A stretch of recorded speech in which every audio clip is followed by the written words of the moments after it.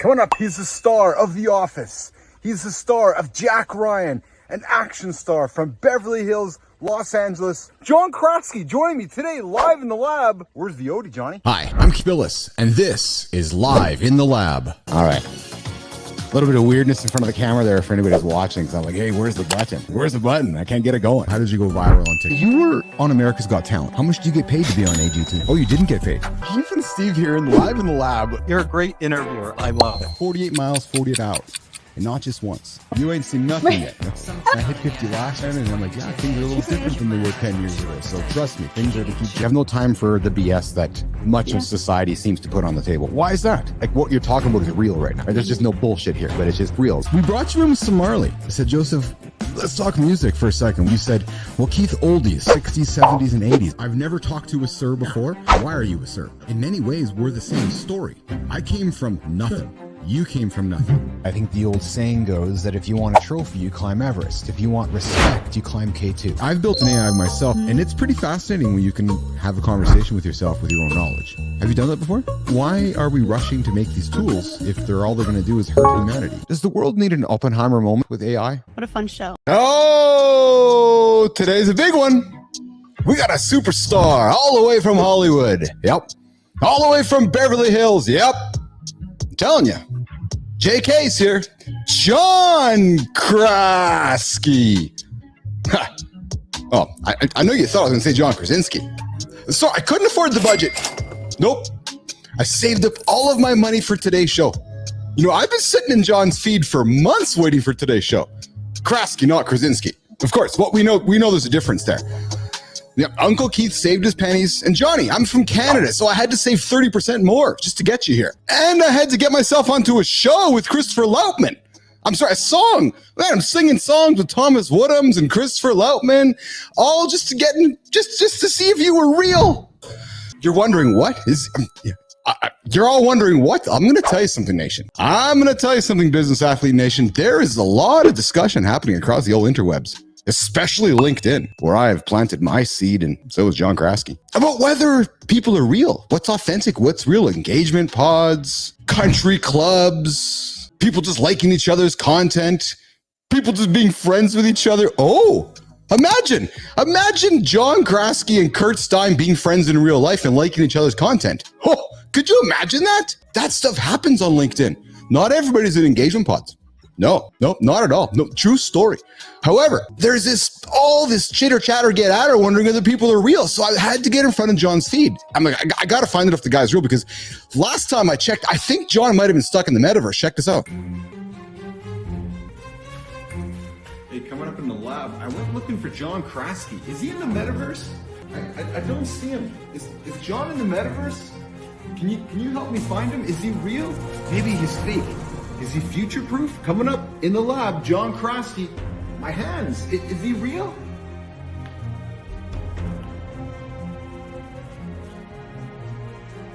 So I know he's real because he's sitting in the green room. So today we have the live in-person John Kraski. But what I also have for you, Nation, and I put this out this morning, is before we get to John, I'm going to give an invitation to all of you super creators out there that are like, well, if he can go on the show, then maybe I can as well. Check this out.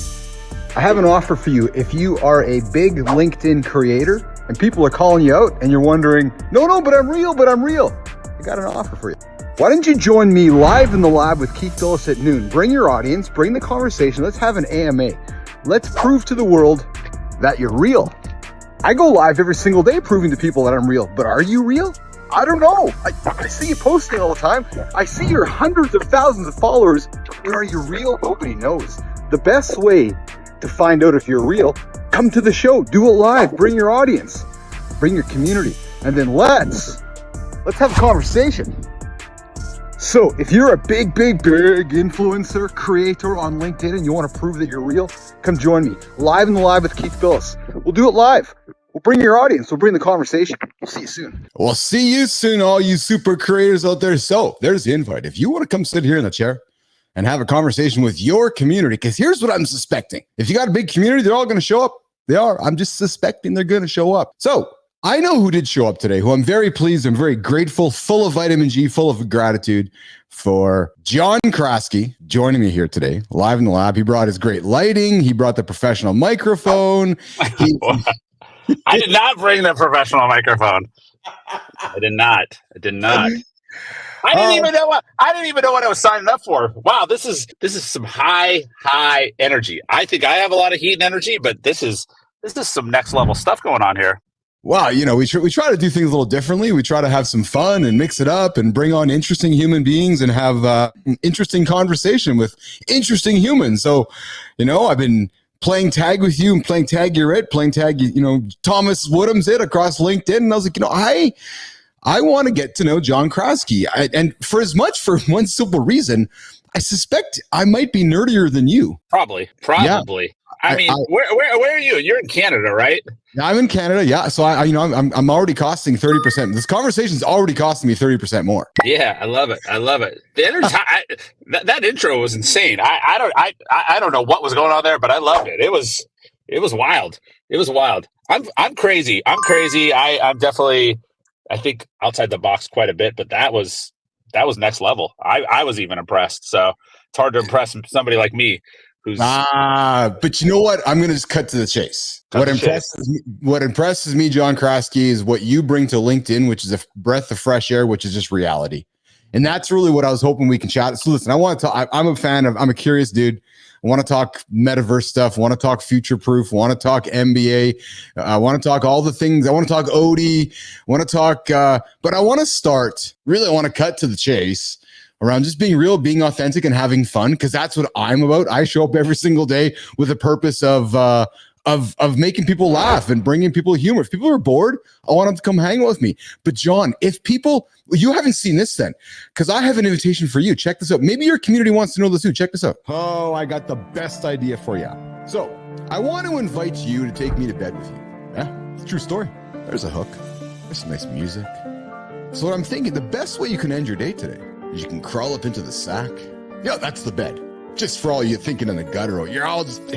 Nation, gotta get out of the gutter, man. So, crawl into bed next to your partner. You say to them, you know what, honey? You know what, partner? And they're gonna go, yes, honey? Yes, partner? And you might want to say to them, you know what? We're not gonna put on late night television.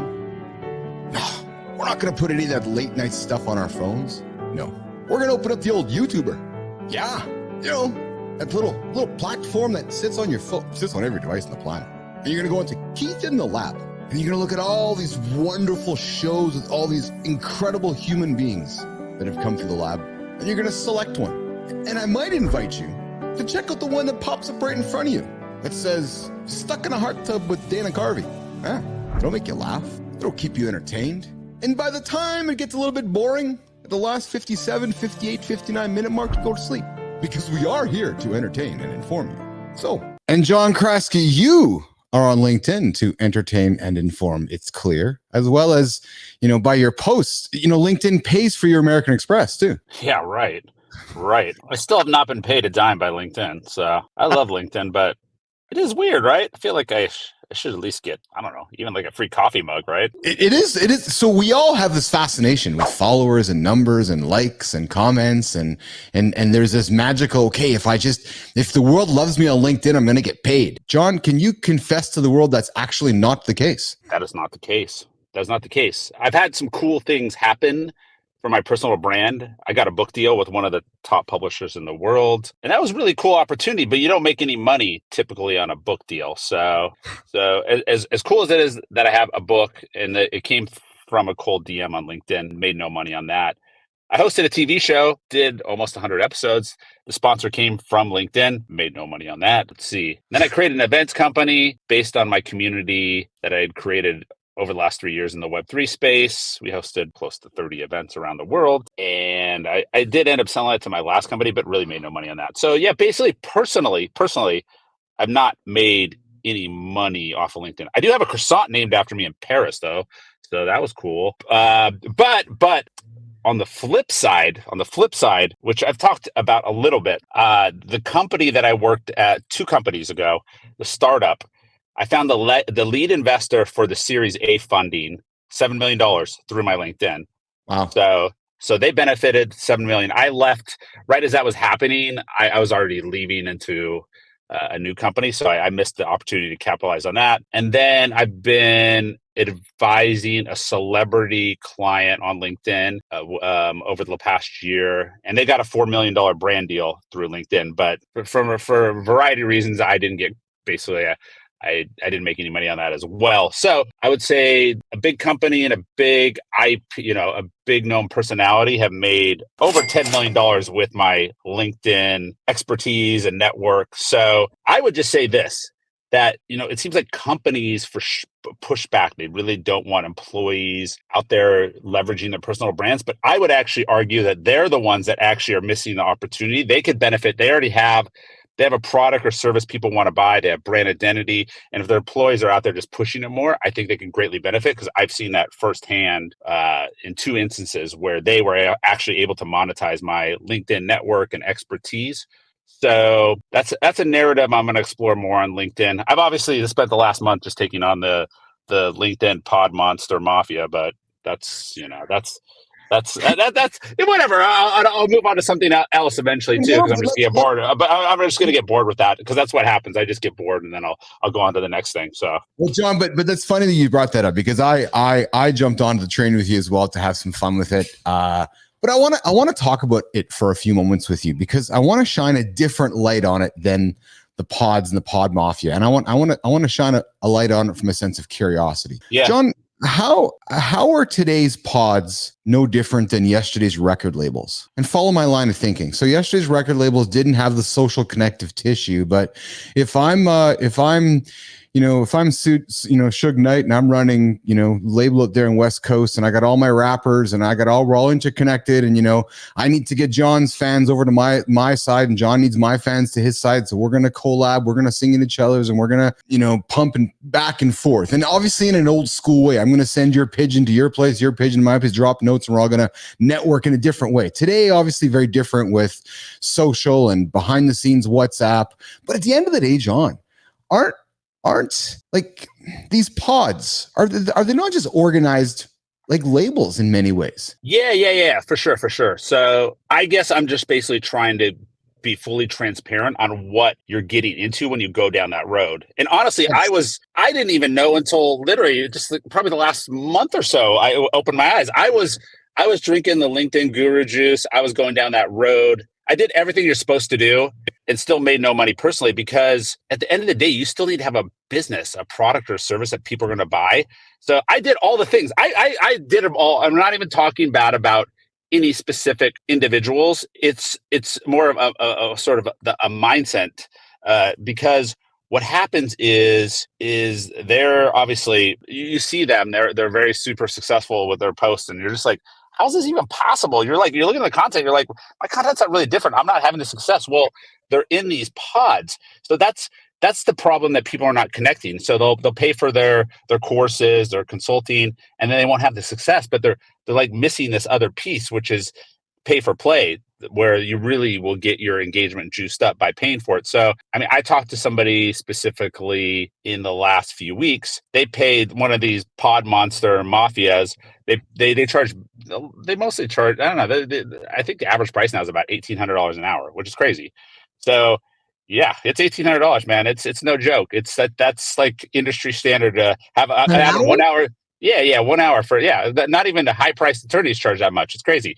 So you get your 1 hour consulting call with the one of the pod monster mafia, and then their growth hack is that you need to pay to join the country club engagement pod, which will be thousands and thousands of dollars. I don't even know what the exact price is, but it's almost a pyramid scheme, because you're thinking you're going to go on there and be like, wow, I'm going to learn all the stuff that they're going to unlock the secrets, because $1,800 is a lot of money for just basically everybody. A lot of Yeah, Odies. yeah, La Fodi. So then you go in there, and then you're like, oh wait, so the growth hack is not actually anything you're going to teach me. It's basically I now need to pay more for. It's a pod pyramid scheme. So Yes. I'm not saying this is happening with everybody, but there's only like I love Justin Welsh. That's how I learned. That's how most people probably learn. He kind of figured it out, but it's like all these other people then took that, and then they're trying to create the same thing, and it's just like what is going on here? Like, because that's what most people do. They take this LinkedIn class on how, like, LinkedIn is good on some level, but it's just like, what, like, everybody's then just creating their own like little mini LinkedIn, consulting engagement pod shops. And I just don't think, it's just too confusing for people. It's like, there's not enough demand there. There's just not enough demand there. And it's just, there needs to be other narratives on the platform in terms of like, okay, LinkedIn is great to develop amazing relationships and create opportunities, but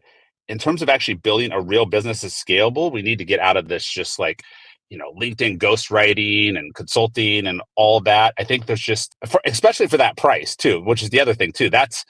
It's like the prices are just outrageous. I've seen people that have also, they have these like LinkedIn cohorts, $4,000, $5,000, $10,000. Like, what are you going to learn? Like again, it's just like, this information is readily available. I think people should charge for their knowledge and expertise, but it needs to be reasonably priced. The pricing is like way out of control. And the fact that you're going to these people with all these crazy followers is misleading because they really hacked their way to the top. They didn't do anything organically. They didn't do it the way that most people are probably going to need to do it to grow. I mean, if you just have tons of money, then just whatever, join the pod, and I guess you'll grow like crazy. I mean, I don't know. I just would never want to build my community or brand that way. So that's a personal choice. I think what's unfortunate about it, John, is that regardless of how one gets there, is that the numbers, when somebody's chasing themselves up the ladder and they're seeing somebody with 70,000, 100,000, 200,000 followers, and to your point, they're going, yeah, but my post is no different than theirs. It's very dissuasive, not very motivating. It's like, nah, okay. But yet it really means nothing at the end of the day. Yeah, exactly. I mean, most of these posts are just interchangeable, 41 lessons I wish I knew at like 21, all these standard things. Those work fine, whatever. We've all like probably started there with certain standardized templates. And then eventually you just start to find your own voice, your own lane. But yeah, the content is interchangeable. I don't think there's that many people that are doing anything that unique or special outside the box. And the reality is, I'm going to be honest with you, I probably look at a post for 3 seconds on average. So that's probably what most people are doing. They're just skimming. You're just like, all right, you just like, you want to make sure nobody died. You give them a like and say, love it, and then move to the next post. Yeah. Yes. It's more like, I'm just giving back energy to people that support my stuff and I want to support their stuff. But that's usually my mindset when I'm engaging on the platform. I'm not typically going on there for deep knowledge, and expertise and things like that. Yeah, that's just not what I'm trying to do. I'm just really trying to connect to some really awesome people, and then hopefully we can have a conversation, on Zoom or in real life, and that's typically the way I've found success on the platform. So that's been my goal too, John. When I came back out into the world here to build my next chapter and build the business, I started on LinkedIn because to me it was really the world's address book for the most part. For the most part, mostly real human beings here, and I can get to know the real human being who mostly probably has a wallet. I loved your post you made a couple days ago that Snoop and Ryan Reynolds are both in there because their audience, they all have wallets that are in LinkedIn. So yes, they're probably in Instagram. Yes, they're probably in the social platforms, but at least I can validate for the most part whether John Kraski is real. I start in LinkedIn and then I search elsewhere from there. To me, I think it's, and I saw some stats this morning, John, LinkedIn's way up over X/Twitter, way up over Facebook, a fast moving social platform right now in the world again. That doesn't surprise me. Yeah, it doesn't surprise me. I think, there's a massive opportunity. I've toyed around. I've tried to like see if like different individuals want to lean in on LinkedIn, but I think the opportunity really is for company trainings and really empowering their employees. I think that's the big opportunity. The whole ghostwriting, things like that. I'm like a partner in a small like ghostwriting agency trying to pitch executives to pay for this. They just don't want to do it. They just don't. It's just I see these things that people are like. I mean, you see this perception like, oh, there's people that are paying $10,000 or $20,000 a month for LinkedIn ghostwriting services. It's not true. It's not true. I literally, trust me, it's not true. It's not true. It's not true. So that I agree with you. But where I may differ in opinion is I think that there are executives that'll pay, but I think what they're being presented with is pricing that's all out of whack because you don't need to pay pricing from 1980, frankly, in a world of today's company, right? Yeah. And there's a way. I think from my experience, I think a lot of those big juicy contracts are going through like PR firms, with what I've seen. And those PR firms have already conditioned them to pay 20, 30, 40, 50, $100,000 a monthly retainer. So they throw in the LinkedIn, maybe slap it in for, maybe that's an add-on or whatever, but they're already paid, they're already paying crazy money. So yeah, in that instance, if you can get in there, but again, it's so small. It's so small. And then, I'll tell you specifically in Hollywood on the celebrity side, there's no celebrity that's going to probably pay more than $5,000 a month for it. They're just not. Celebrities like everything for free, typically. Yes, and they do, and they typically like for free because that's what they're used to, because that's their condition. So they're just like, and they don't understand it either. That's the other issue. Most don't even really truly understand the opportunity. But I will say, speaking of like, the Ryan Reynolds, the Snoop Dogg's, whatever, they're getting in their DMs CMOs, CEOs of top brands that want to do brand deals. That is happening. But what's unique about them, John, is you mentioned Snoop and you mentioned Ryan Reynolds, and most of the world identifies them with being a musician and being an actor. But at the end of the day, they're brilliant marketers. Marketers first, actor, musician second, or even like they're brilliant marketers at the end of the day. So I can see why they're on LinkedIn. I can see why they're going, okay, that CMO over there, he's got his wallet in his pocket. I want to be in the same place that he's in. Right. But the thing that's interesting is on LinkedIn, it almost like when you send a cold DM, you feel like you have a pretty decent chance somebody's gonna get back to you. I don't know if you get that same feeling DMing somebody on Instagram. I feel like a DM on Instagram is like less than a 1% chance that somebody's gonna get back to you. It's but Instagram's a lot of fire emojis and like there's not really a lot of interesting dialogue happening within the comments, and so that's where good point. LinkedIn differs. So I would say, like I said in that post, the average CMO, CEO, probably 40 and above. Their primary social channel is probably LinkedIn. So, and that's just where they're going to navigate. And anybody they're even training their organization, even like they're going to be probably using LinkedIn to find real business opportunities. So that's why it's an interesting platform to explore. But it is wild how there's not that many celebrities on it yet. There's other celebrities. Robert Downey Jr. is on it. Tom Brady's on it. Who else? Paris Hilton. It's wild. I saw. Oh my God, the designer. What's the designer? New York-based designer. Oh my God, I'm losing my mind here. I don't know. It's New York fashion designer. Wait, man. Wait, I'm gonna figure it out because I'm already on the street of thought. Not Tom Ford. John Kraski joining us here today. We know that. Keith and John digging into some LinkedIn conversation, digging into Kenneth Cole. Kenneth Cole. Yes. Okay. Kenneth, he's on LinkedIn. He's got like he's sub 10,000 followers, I believe. But I did this interesting exercise. The Milcom conference is coming to Los Angeles next week, and it's like top leaders in politics, business. I mean, just like the who's who. Yeah. And I went on and they had links to their LinkedIn. So I was just like, all right, I'm just going to start adding them and following them and whatever, just to mix up my feed and hopefully engage with some more high profile people on the platform. I mean, these people are barely active. Most are sub 10,000 followers. And you're just like, wow, these are literally this is the 1% of the 1%. And they are just not even active on LinkedIn. They have accounts, but it's just so fascinating to me. It's just like, I think you get in this bubble in LinkedIn with all the LinkedIn gurus. You see all these people with followers, and you equate that with success. And you're actually wondering, most of these people with like hundreds of thousands of followers, you're like, who the hell are these people? Like, who are they? What do they do? And they have more followers than Kenneth Cole, Tom Ford, Snoop Dogg. I mean, it's wild. You're like, really? You have more followers than Snoop Dogg? Like, really? Like, it makes no sense. Who are you? Why should I even be listening to you?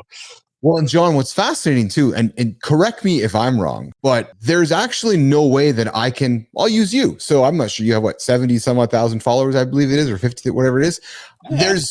Yeah. So there's actually no way for me to audit your numbers other than believe what you have to say. Now, I don't care whether you have 5, 10, 15, 70, but I say that to you because every human being out there is like, oh, okay, well, Joe has 300,000 Well, how do we know? Well, because he says he does. The only way you can actually find out is if somebody said, okay, I want to pay some money advertising on John Kraski's profile. John, show me your audited numbers. It's really just a game of hold up your billboard and put your numbers up there. Because you can buy followers. Can you buy followers on LinkedIn? Can you? Yeah, you can, 100%. Wow, I didn't know that. I mean, I thought kind of think about that for a second. Yeah, I'm gonna go buy myself 20,000 followers. I'm gonna go tell the world that I'm a LinkedIn guru, and now I'm gonna go charge $1,800 to sit down. Hey, so the John and Keith show, $2,500 Canadian. We're gonna teach you everything you need to know for LinkedIn.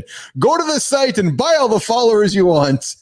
Yeah, that's wild. I didn't realize you could do that on LinkedIn. I thought sort of the engagement pods were like the hack to basically like we're the equivalent of Instagram buying followers, but that's super interesting. I did not know that, but that does not surprise me. Although my guess is, I feel like LinkedIn's pretty good at detecting that, and they'll probably at some point get flagged and shut down. Because I mean, there's LinkedIn gurus that are like they openly talk about how they've been banned like 4 or 5, 6, 7 times. They're like, how can you still be a LinkedIn guru and be banned that many times? And like, why does LinkedIn give you that many chances to be banned for doing shady stuff? So it's fascinating to me. All right, so let's talk other stuff than just LinkedIn, John Kraski. I want to nerd out with you some other things you've been a part of. I know. So I'm LinkedIn out. Yeah, you've been a Roblox guy. You're a Web3 guy. If I would have met you a couple years ago, we would have talked metaverse. But since Altman and the gang introduced ChatGPT, Mark Zuckerberg changed the narrative on that terminology. So you're a well-rounded technology individual from Los Angeles, Beverly Hills. Let's talk tech stuff, man. Talk about how the world's, just talk to me about tech, Johnny. And what are you doing? What's keeping you busy? What's paying the bills for you? Our partnership with the world's #1 Roblox Fortnite builder. So we did a deal with a big studio in Hollywood. We got other ongoing conversations in the space. It's probably slowed down a little bit, to be honest. I think deals were getting done in 2 to 3 months. Now it's like 4 to 6 months. So it's that's where brands, I guess, want to be right now. And that goes back to the executives making the decisions. They're probably CMOs, heads of innovation. They're probably typically late 30s, 40s. They have kids that are in the platform. That's typically the inflection point. So the average age is like 9 to 13, something like that for Roblox. So they just obviously they come home, they see that their kids are in this platform for 2 to 3 hours a day. So like, we need to be there. But it's all brand dependent. It's a very young demo. So, if you're talking to a luxury car maker whose demo could be 50 and over, then it's like, there's kind of a disconnect. How do you why do we need to be there? But the argument would be, well, you need to start attracting a younger demo and kind of incubating them now. So that would be the argument. So that's my understanding is that's why Nike went into Roblox, because apparently they have a super big issue in terms of Gen Alpha and what's the other one? Gen Alpha and what's the other one? Gen Z? Yeah. Gen Z and Gen Alpha. I don't even know the difference between the two, but I just know they're a lot younger than me. So yeah, Gen Alpha and Gen Z. But they have a massive problem in terms of interest for their brand. So that's why they went in there, to really ignite interest. So that was the use case. But that's smart. That's a smart move. A lot of other brands, I don't know if they're picking up on that. So, and the reality is, it doesn't even matter if those kids in like 3 years just decide to leave Roblox. At least they're incubating and they're having some kind of like good experience and they're building brand affinity. I'm getting the sense a lot of these kids that were hardcore into it were doing it because obviously the pandemic, there was not a ton of stuff to do. You're not going to school, probably studying home. So I think that accelerated some of it. But I am getting a sense that some of these kids after like 3 or 4 years are then just moving on to other stuff. So even like my niece, she's like 9. I mean, she was on Roblox, but now she'd rather go to Sephora and just like shop and just, so they're quickly flipping out of it. So we'll see where that goes. I get a sense that Fortnite could be super interesting because Disney is now part investor in Epic, and they probably have arguably the world's best IP. So I think they're going to do some cool stuff. The graphics are better and all that, but these things are going to take time. They're going to take time. Well, and I think what you're talking about taking time is that we need to, the idea of spatial computing needs to catch up to that time, right? And we just this year we're introduced to the Apple Vision Pro. Meta just seeds the, their Meta OS, so that, we're going to have next version of Android, which is going to be the Meta VR platform. So really it's, to your point, John, we're talking next 10, 12 years of seeing something unfold. And what's different too, right? Is that when we watched the internet unfold, we really didn't watch it because we didn't know what to watch for. But now that we're living on the internet every single day, we're able to watch this next platform unfold around us. These Roblox, these Fortnites, these different worlds that are being created around us. Yeah. I mean, it's cool. I mean, I'll be honest with you. A lot of my success over the last 3 years of building my personal brand happened while I was in the space, but I would say this is not my passion, to be honest with you. So I would argue, I know you probably don't want to hear this, but the reality is, like, I don't think most people care about new technologies and gadgets. Most people wake up and they're trying to figure out how the hell to pay their bills. They care about their loved ones. They care about just like their future. Like, I hate to say it, but these narratives are out of control. Like, these are like, people are like literally like delusional. Like, these are the things people care about. So at the end of the day, I'm focused on helping people here. I kind of run my LinkedIn like a political campaign. I think my next step in my life is politics, to be honest with you. So to me, I use my LinkedIn to test whether I could build a community, test different narratives. But at the end of the day, you heard it here first. My goal is to get into politics. That's where I believe I should be. So it's just like, get me the hell off LinkedIn. I did a video today. Get me off this. Like, I'm ready for the next phase of my life. Get me off LinkedIn. Get me out of all this Web3 technology stuff. Get me to like make a bigger impact on the world. So, and I believe politics is that step for me. So there you go. I don't know if you were, I don't know if you were ready for that, Keith, but there you go. So hey, my goal when I started the platform, John Kraski, was to be a trusted source of information, a place that people can just know that, there's Bilous, there's Wolf Blitzer there in his red shirt and his hat. Now we're breaking news with John Kraski going into politics, noticeably wearing a very neutral colored outfit today. So while he's speaking politics, he's not leaning in any direction. He's just putting his hand up to say, I'm like the former governor Schwarzenegger, and I'm going to put my hands up and get into politics. That's going to be your next venture, is it? Yeah, I mean, I've always thought that's where I'd end up. I'm just getting closer to that day every minute now. So I just think there's opportunities for fresh ideas, fresh blood, and honestly, it'd make me a lot.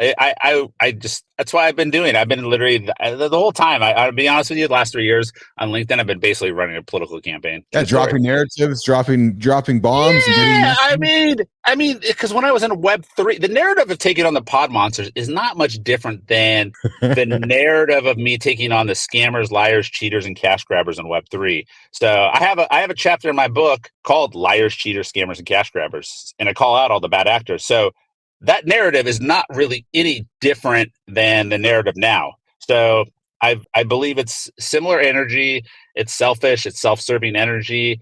And that's fine, whatever. People are like, well, that's, they're making money. I guess that's fine. But I feel like we should all win. I feel like there's other narratives that can take place where everybody benefits. So your narrative these days, John, is about building a community. So whether it's for politics, whether it's to serve up the Odies, or whether it's to serve up, what John Kraski has to say. The idea of the community more than ever as we live in a microculture society. That's what humans want, isn't it? We want to communicate. We want community. And that's just I mean, the Odie thing's taken on life of its own. I didn't even know what the hell Thomas Woodruns was talking about. I just started doing some videos, and I had my iced draft latte. I have water and electrolytes in there now. But he just kind of started calling Odie. I was like, what the hell is this guy even talking about? So literally had no idea what he's talking about. It's taken on his life zone, and now a whole community's rallied around it, and it's fun. It's fun. I guess it's fun, and there's a song now about it. It's crazy, but I guess it goes back to really valuing the people that interact with your content every day, making sure they're acknowledged and feel like they're heard, which I think would, again, goes to politics. If you're a good politician, then you're really listening to your constituents and making sure they're heard, making sure that their interests are served. So I'm not saying I'm a massive creator, but I'm obviously bigger than a lot of other creators. So I'm like, all right, fine. I'll take on this battle of, Kraski versus the LinkedIn pod monsters. And, I feel like, hey, give people the information. They can make the choice. They can make the decision that's best for them. That's what I'm trying to do. I'm trying to inform people to make the best decision. I don't care. People in time. It's your day, your time, your life. You do it, but they need to be informed. So I think that's what I'm trying to fill in the gap of is basically giving them all the information, because even me, I had the wool, pulled over my eyes as well. So it's just, yeah. Oh, wow. Breaking news. John is going into politics. Great. Wow, this is a wild. I don't even know what this is, man. This is the craziest, funnest show. The lab is wild. The lab is wild. So, you know what's going to be happening, right? Is that we're going to trend this on LinkedIn. That John Kraski is going into politics. You're going to have Anderson Cooper. You're going to have who's there in Beverly Hills? Is that the Vanderpump Rules gang is going to come? Lisa Vanderpump's going to come knock on your door, say, John, I heard you're going into politics. Yeah, you know what's funny? So before I got into Web3, I spent almost a decade. I spent a decade as an executive in luxury interior design. So it's crazy. I didn't enjoy the job much. It was fine, but it allowed me to do other things, and it was a pretty easy, cushy 40-hour-a-week type job. Yeah. And so the first designer I worked for almost 7 years, he was the interior designer for the Obama White House. So I worked on that project, and then but he did all these political fundraisers for the Obamas. And then his partner became the ambassador to Spain for 8 years, I guess, through that whole process. And I think he's done some fundraising for other politicians since. So it's weird. At the time, I was like, God, this is stupid. I don't want to be in luxury interior design. I like that. But now I sort of have this connection to somebody who's like deeply ingrained in the political machine, understands the whole fundraising process. I sort of understand it to a degree because I was part of it on the inside, but it's weird. At the time, I was just like, this is stupid. Like, why am I even here? I don't even want to be in luxury interior design. This is not even my passion. But now in hindsight, I'm like, oh, well, that is why that happened. So John, politics is communicating, right? It's creating a narrative and crafting it and delivering it to your audience. You're a great communicator. You understand the idea of a narrative and so forth. Maybe politics is not as unreasonable as maybe I'm making it more of a joke than the reality actually is, John Kraski. Maybe politics is real for you. You're saying to me, yes, Keith, did you not fucking hear me? I told you I'm going into politics. Okay, Kraski, you're going into politics. Have you told Kurt Stein? I'm not told Kurt Stein. Maybe I told Kurt Stein, actually. I did lunch with him actually a couple months ago. So no. Kurt's been on the show a couple times. He's one of my two-time guests. I like Kurt. Wow. We actually went to a dinner in New York maybe 2 months ago. At Ted Mertz's house. Ted Mertz is actually a former Bloomberg executive. He was there like 30 years. Oh, geez. So yeah, he was there since almost day one. So actually, I may meet him tomorrow. He's actually in LA right now. And then I actually did a LinkedIn Live yesterday with Connor Frischmeyer, who's a managing partner at Axel Partners, but he helps startups raise venture capital. But I met him there at Ted's dinner as well that Kurt was at. So small world. These all things are all intertwined and connected. Yep. It's actually crazy. The world's 8 billion, but the things that happen in life, it's weird. Sometimes you're just like, wow. Feels like sometimes everything is just. It's not, the world's not as big as you think sometimes. It'd make me wonder if let's go down the path of going into politics. LinkedIn's the world address book. You start building your network from LinkedIn, connecting with people. It becomes your platform. Live in the Lab with Keith Bilous becomes part of your political platform, right? Yeah. You start drafting content here for you, and it makes you actually wonder the question: is tomorrow's politician today's creator we haven't met yet? Right? Like, think about that, right? Yeah. An independent, somebody who's got a voice, somebody who knows how to craft and create a narrative and get it in front of an audience. Yeah, I mean, that's the way I craft my content. So, I mean, I've said it before. Most people are just like, whatever. So, but I think the thing I realized too is you just have to be consistent with your narrative. I've A/B tested a ton of different stuff, but I'm now kind of at the point where I'm just going to own a couple things. That's it, and that's all. I'm just going to double down on those things. So I mean, the reality is the Web3 space, not my passion. Even though I wrote a book about it, my publisher probably is not wanting to hear that, but it's just not my passion. But I had the opportunity to do a book with Wiley's one of the top 10 publishers in the world. So the opportunity was there and I took advantage of it.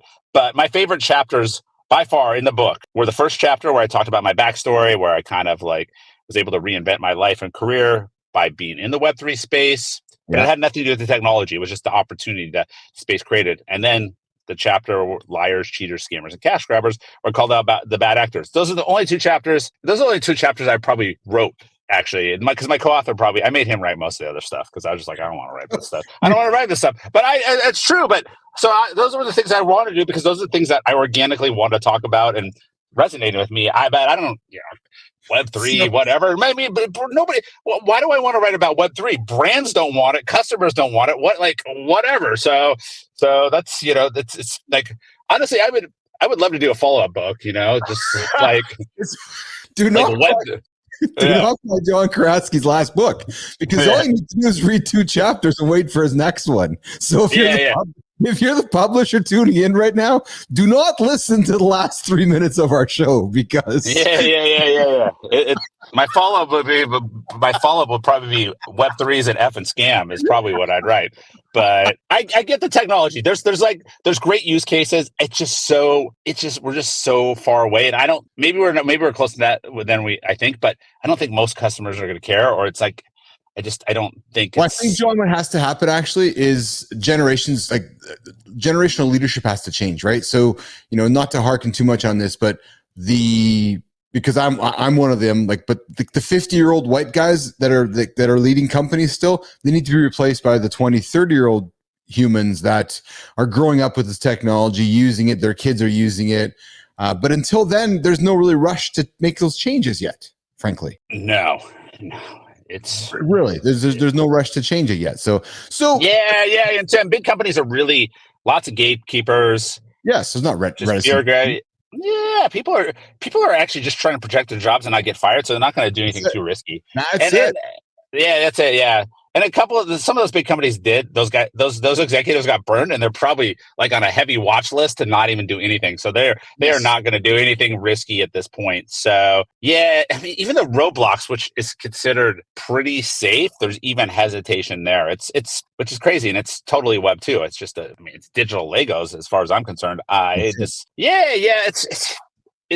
and Roblox now is trying to kind of take control of what's going on in the platform, and they're really focused not so much on brands building in there. They just want to sell advertising. They're almost going to a Facebook Meta advertising platform model. So they're basically trying to curate those eyeballs and then sell advertising based on what's going on in there. So yeah, it's or they're seeing their eyeballs shift, right? They're seeing their eyeballs become older or leave, right? And I've watched that.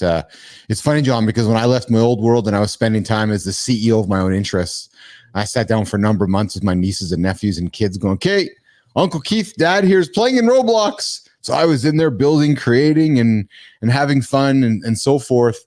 I think too that it's probably something that is still years out before mass adoption, right? So yeah. And like I said, I don't care. So I just don't care. I don't care. And honestly, I'm getting older, man. I'm about to turn 51. It's time to step it into gear. So it's Oh yeah. So when are you turning 50? I just turned 52 last 2 months ago, man. June 4th. Oh, you're coming up 51. Eh? What'd you do for your 50th? Tell the world. Nothing, actually. I was supposed to do this whole crazy thing with all my friends. I must be getting mature. 40th was out of control though. 40th was complete blur. And the problem was because it was a joint my 40th with my friend's bachelor party, so it was just it was insane. It was insane. But 50, most of my friends now married, kids. It's So I'll share. What did you do for your 50th? I'll share with you. So this will tell everything about you and Business Athlete Nation in less than a minute about me. For my 40th birthday, I took 17 people for an all expenses paid extravaganza to Las Vegas. You paid for it. I paid for it. And if you can imagine what happened during that entire 4-day weekend, it happened. It was just an extravaganza. Old photo by Uncle Keith over here. I was just selling my company, was having some fun, was like, all right, let's go and have some fun. 10 years went by. A lot of life changes happen in 10 years, and a journey happens in 10 years, John. For my 50th, I took my immediate family and my in-laws to Kenya. There you go. Yeah. So it went from, and then went off the beaten path, went further, and then went even further yet. As a matter of fact, and I'm okay, you made breaking news. John Kraski is going to the politics. Well, listen, I think that John Kraski and Keith Bilous, I'd like to invite you to visit my family in Lamu, Kenya. It's a little island in the east, on the Kenyan Ocean. There is no cars, just donkeys. It is magical, magical, magical. We should go in December. I got family there. We can go and hang out. It's off the beaten path even further, and then even further off the beaten path. So I know you like to get into Beverly Hills every now and then. I think we should do the Kraski Bilous, get maybe 8, 10 people, 12 people, and do a little adventure. I'm just saying it right now. I just thought of it on the spot. You don't have to commit. Maybe I should come visit you in Canada. For where exactly are you in Canada? I think I'm gonna go to Canada first. I'm gonna Canada before Kenya. They always say Canada before Kenya, right? That's always the protocol, right? Yeah, Canada before Kenya. Where in Canada are you? Oh, I'm in Manitoba. I'm in Winnipeg, Manitoba. I'm just straight up from. I'm a 2-hour drive from North Dakota, South Dakota, Minneapolis. 6 hours from Minneapolis. You Americans, wow. Your geography, man. I'm just telling you, guys are all just. No. Because I grew up in Seattle, so I've been to Vancouver, BC, probably like 100 times. Okay, dude. I've been to Montreal, and I've been to Montreal 3 times. Yeah, haven't made it to Toronto, but I mean, I most people know Vancouver. Most people know Vancouver, Toronto, Montreal, and then maybe Quebec City, and then. And now I mean, wait. Yeah, I mean, I knew you were kind of there somewhere in the middle of it. Very well. But how far away from the U.S. border are you, though? Yeah, so I'm an hour and a half drive to New York. So I'm 2 hours to Grand Forks. My wife has taken the girls to see a concert in Minneapolis in June. 6-hour drive. So we're not. We're just a hop, skip, and a jump away for the most part. What's the big industry there? What do people do there to make money? Hold on, let me look. Still looking. No, we're agriculture, we're transportation. We're right in the middle of the country. So rail, transportation, agriculture is for the most part. We're very much a stable Midwest province. Don't move the needle too much. What's the U.S. comp? I mean, I would say Vancouver, Seattle, I feel like are sister cities. Toronto gets compared to New York, Montreal. I'll give you Milwaukee. Winnipeg, Green Bay, Winnipeg. So yeah. I would say to you that the Green Bay the Green Bay Packers. Sorry. Duh. What, did I actually just say that? I did. Holy frick, man. The Packers to Green Bay would be like the Winnipeg Jets to Winnipeg, right? We're a small market in the NHL, right? We come on down to play the Kings down there every now and then, the Sharks and so forth. But, you know, our province is, what is it? Just over 1 million and a bit. But yeah, so if you thought of Green Bay, you thought of Milwaukee, you'd be Winnipeg. We're Midwest, we're flat. Right, you know, you get up my house here. You turn left out on the Trans-Canada Highway, John. You head west. You could see the eclipse. You could see forever for where we're driving in my house. Wow. Yeah. What took you to Beverly Hills? What took you to Beverly Hills from Seattle? Family, or what got you down there? No, I moved to LA 2004 to go to grad school at University of Southern California. So I just ended up staying here. I was trying to do a bunch of Hollywood stuff. I wrote a screenplay, TV pilot, and then that's a whole other. Yeah, I mean, I chased Will Ferrell off an airplane. That was wild. You chased who off an airplane? Will Ferrell. I chased Will Ferrell off an airplane because I wrote this whole like crazy screenplay. I was like, oh god, it was like a '90s R&B comedy, kind of like Austin Powers mashup. Yeah, it was crazy. It was cool. It takes place in Sweden. It's insane. But yeah, we hired a writer, me and my friend. We really believe this movie should have been made. And then right around the time we were kind of developing the script and we put together a reel, I just serendipitously was on an airplane with Will Ferrell and his two of his kids. And then I was like, this is my chance. The universe put us the universe put us in. We were flying from LA to Seattle. So I think he was going up there. I think USC was playing. I mean, was USC playing? I don't know. Or no, the Seahawks were playing because he was close with Pete Carroll, coach of the Seahawks at the time. And maybe Oregon was playing like UW, but whatever. He was going up there for the games. And then, so I took my shot, started chatting. We had kind of a mutual acquaintance. I talked to him for like a minute, but man, he did not want anything to do with it. I scared the hell out of him. And I wasn't ready. I just wasn't ready. I wasn't ready. It was insane. It was so dumb. It was so dumb. I definitely scared him. And then at some point after, because like the whole movie had to do with like reindeer smuggling in Sweden and stuff. It was insane. I'm not going to get into this right now about the movie, but were you hanging out with Seth Rogen? Dude, that's the thing. People think it's like a weed smoking movie. I don't even smoke weed. That's the crazy part. I mean, that's the crazy part. But Oh, we then sent him a reindeer head to his office. Like I convinced the delivery driver, the interior designer I worked, to sneak onto the lot at wherever his production office was. I forget which lot it was. Yeah. And then he dropped off the reindeer head. Oh man. So Yeah, that did not move the needle as well. I did not get an email back and said, "Hey, wow, I love your I love your grit and determination. Let's make this movie." No, that didn't work, man. That did not work. So yeah, I can. Don't you have an investor? Isn't Cuban's company your investor in one of your businesses now? So then maybe you learned your lesson. No, he was no.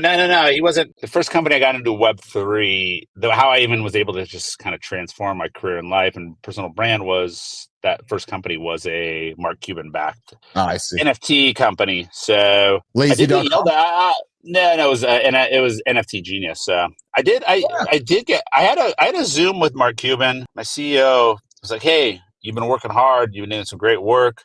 I'm gonna give you a chance to put together this deck, and I'm gonna pitch Cuban on this idea." The idea was to basically just like have these like NFTs for the Mavericks, where Cuban would have like yeah. You were what? I was a customer of NFT Genius. Oh, you were? I used the platform. Yeah, you guys were able to mint. You guys would take people who wanted to make collectibles, and you'd help make a platform to mint stuff, right? You'd go to agencies and right. Am I wrong? Yeah, it's possible. Yeah, I mean, when I took the job, it was supposed to be a music platform. So, because Ashton Kutcher and Sound Ventures were investors, so it got really confusing what happened. So, I interviewed for an NFT music platform, and then the business completely changed into a big cartoon party. So, which obviously, yeah. So, I mean, whatever. So, but that's what I did through my LinkedIn. I found the lead investor for the Series A. So I probably left, I'd probably had left the company by the time you were interacting with them. I was there for that first year, and the business just completely kind of changed a bunch, which is fine. I guess that happens with startups. So, but my LinkedIn did bring in that lead investor for the Series A. That guy probably hates me now. Because I don't think the company's even in business anymore, as far as I know. But I know they changed the name and stuff, and because they were really attached to Dapper Labs, and Dapper Labs has kind of lost a lot of its. Dapper Labs kind of lost a lot of their heat and thunder as well. So yeah, good old Vancouver company, company up. Yeah, so I'm here. NFT Genius is gone. Yeah, they changed the name for sure. Like, because I looked at my LinkedIn and they changed the name, and I don't think it's around anymore, unfortunately. I lost a few bucks in that NFT crypto space. That'll be for another show, a different day, Mr. Kraski. Yeah, I never really got into it, to be honest with you. So, which is even a bit shocking. There were actually people on LinkedIn like, "Dude, you don't own the NFTs, man. You're a poser." Dude, I never said I did own the NFTs, man. So like, I never said I did. So just like chill. Like I'm not into buying bad cartoons attached to the blockchain. Like this is gambling. This is gambling. Let me ask you this. You hosted 100 TV shows, 100 episodes of a TV show. Okay. Yes. Yeah. What? Yeah, that's the question. That's the question.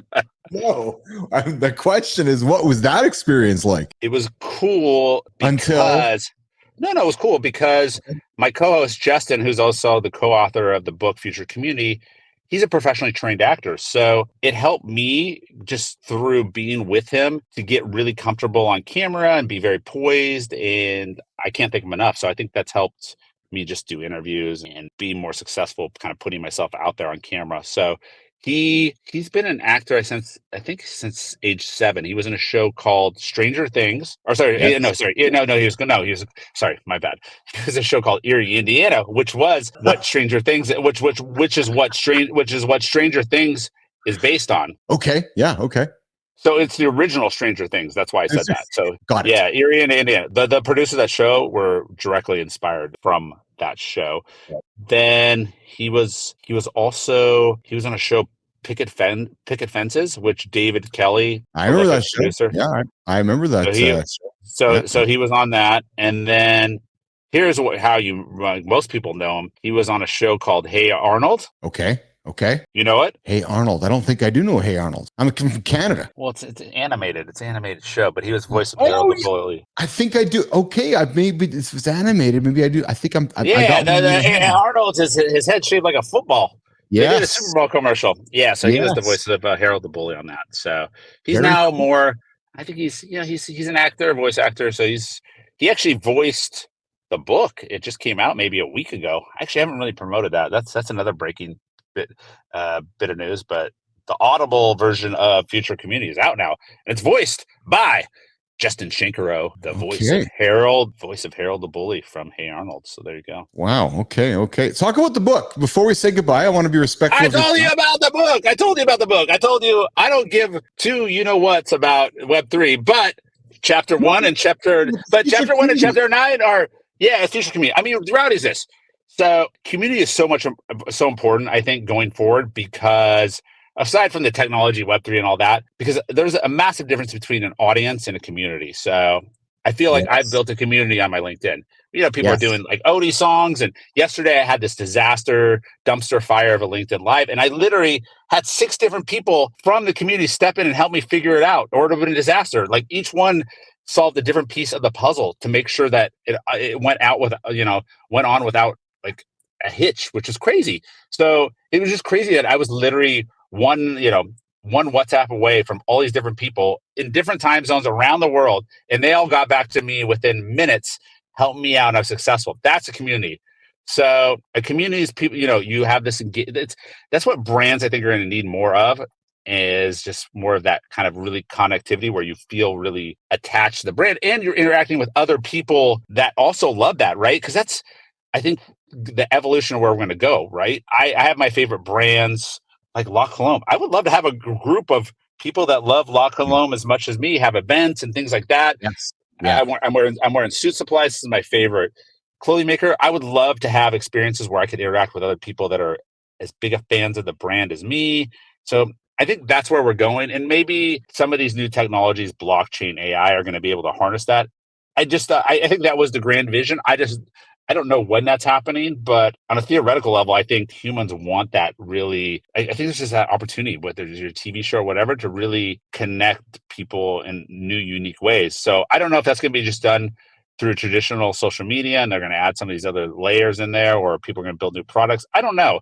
The future community is still to be defined, but I'm just trying to do it. I'm just one guy going on to LinkedIn, stirring up a lot of shit every day, trying to do it my own unique way, but hopefully somebody will be able to see what I'm trying to do, and maybe there's an actual scalable technological thing you can do with that. But I'm only doing what I can control, so I'm just that's the future community is.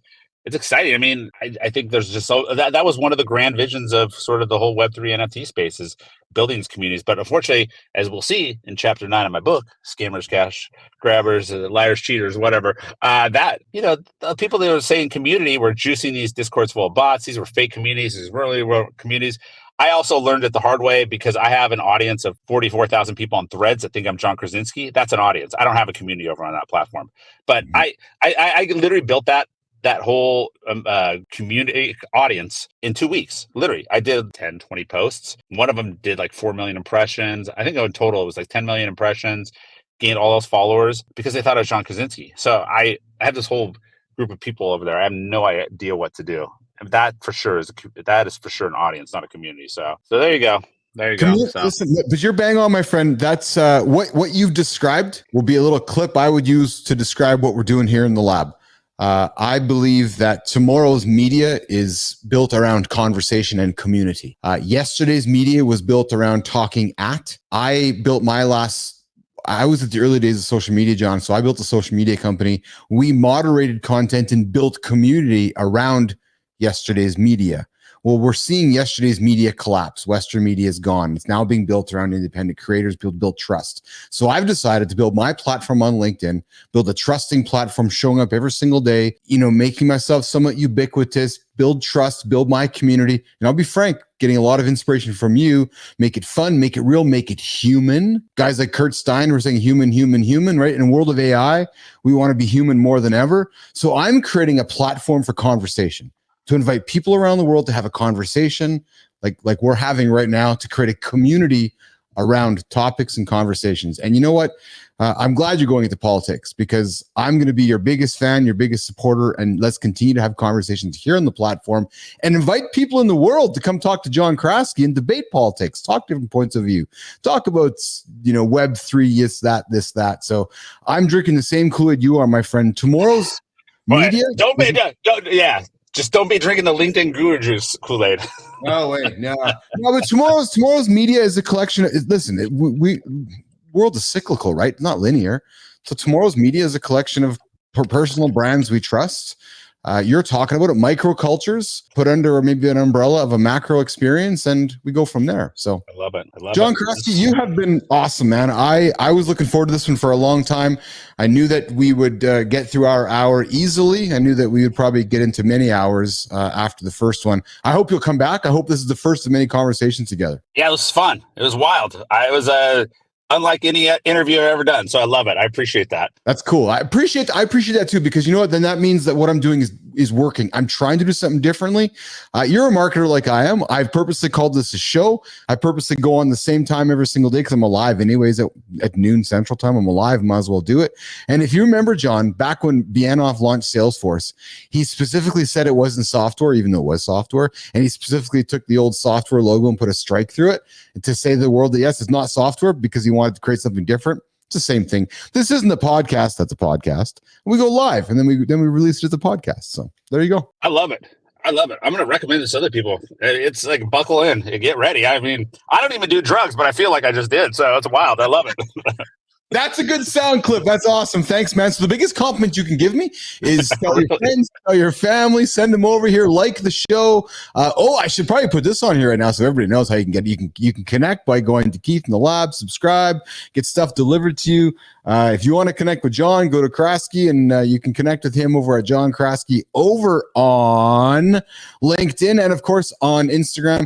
And if you want to connect with John Krasinski, you can find him on Threads. Yeah, you know what's funny? Last thing, like I have like no Instagram followers. Like I literally have like 1,000. It's funny. Like a few people have figured out the hack to like get really like in front of me. It's just go over there because there's not much noise. I don't know why more people are not that. My profile's open. It's crazy, but whatever. So I'm not like trying to blow up my Instagram following anyways. But it is weird though. It is weird. So Instagram's actually probably your best chance of success of actually having an engaging, meaningful conversation with me. But I check LinkedIn quite a bit. Threads, I have no idea. I don't even know if you can do DMs over there. I don't even know what the hell's going on over there. So, well, and it's funny because you said something at the beginning of our show, John, that there's some people on LinkedIn that aren't really active. But you know what? It's those that if you go and knock on their door and they come in every now and then, they're going to notice you because like, oh, some guy came and knocked on my door. Let's see who it is. So, don't be afraid. Yeah, it's crazy. But dude, I had a conversation going on this whole like last week with this lady. Yeah. Yes. It's really nice. She's so nice. But she was just like, wait a second. She's like, I have in my calendar that I was like going to events and meeting with John Krasinski, the actor. You're not him. I was like, what is going on here? Like literally. Oh man, that is exceptional. Yeah, so I literally had this, like, I was just like, wow, she's really interesting. She's like, yeah, we met before. And I was like, wow, okay. I don't exactly remember where we met, but she was so sweet and so nice. But then she's like, oh, wait, I confused you with John Krasinski. I was like, wait, you know him? I was like, she hasn't replied, but if she knows him, then she needs to introduce us because me and Krasinski need to team up on something. I don't know what. You do. I agree with you. Hey, maybe the two of us can team up to get Krasinski and Kraski on a show together or pitch a pilot or something. Or maybe Krasinski and Kraski can go chase Farrell off an airplane. Yeah, that would be great. That would be great, actually. That's how the movie starts or ends. But yeah. Maybe that's how the movie starts. But it's weird. But I get mistaken. People think I look like Ed Helms, who I guess was yes. So it is weird. So I look like Ed Helms, but my name gets confused for Krasinski. So I have this whole. I'm connected to the show Office, which I like the Office. I'll be honest. I wasn't like religious, like fan of the show. I like it, but it is weird. I'm very interconnected to the whole world of the Office. I wonder if Krasinski even knows that I'm running around. Like there's this guy running around on LinkedIn and now Threads that has a name similar to him. I wonder. Is Krasinski on LinkedIn? He's not on LinkedIn. He's not on LinkedIn, but I mean, the reality is like he's going to come on and people are not. He's going to have to buy my account. He's going to have to buy my account. He's going to probably have to buy my threads. He's not on threads either. So there you go. You've now made money on threads. You can become a guru. You can now write a book. You can go tell the world how to make money on threads. Dude, we just made a business here. I do need to figure out how to get in front of a social media person, because it's obviously not him that runs it. He's usually like some 23-year-old that's running these people's social media. So I need to figure out who the 23-year-old is that's running John Krasinski's social media. So so if anybody knows who that person is, please connect me. We need to have a conversation. So there you go. There you go. You heard it here in the lab. You heard it here that John Kraski chased Will Ferrell off an airplane. And you also heard it here today. Breaking news that John Kraski is going into politics. More to come. More to come. You know, we like to have fun here in the lab. John, here's how it works next. I'm going to ask you to politely go hang out in the green room while I say goodbye to Business Athlete Nation. And then I'm going to keep chivalry alive, and I'm going to come walk you out of the lab and with all politeness and say thank you. All right? So hang tight. Okay. 1 second. Boom. Boom. There we go. Woo! We did it. John Krasinski joined me. We talked with Jack Ryan. We talked The Office. We talked hanging out with Steve Carell. Oh, shit. That was the wrong episode, actually. Right. So just wrapped up with Kraski. Going into politics. John Kraski, the politician, chases Will Ferrell off airplanes. Don't buy his book. Do not read the book. So I'm just telling you right now, do not pay any attention to the book we talked about. When you go to his LinkedIn profile on John Kraski, you're gonna see the book at the top there. Ignore it. Do not pay any attention to it, because I know he doesn't want you to. So just like when you go to see a record and you're like, oh, I wonder what the labels say, what the lyrics say, and you ignore it. I don't know. All right, we're going to get out of here. Great conversation. We're going to bring John Kraski back for round 2. We'll get into those 100 shows that he hosted with his friend, Mr. Shankaro. But for now, I'm going to go walk Mr. John Kraski out of the lab. I'm going to turn my attention to this camera, and I am going to say goodbye to you guys. And I'm going to get out.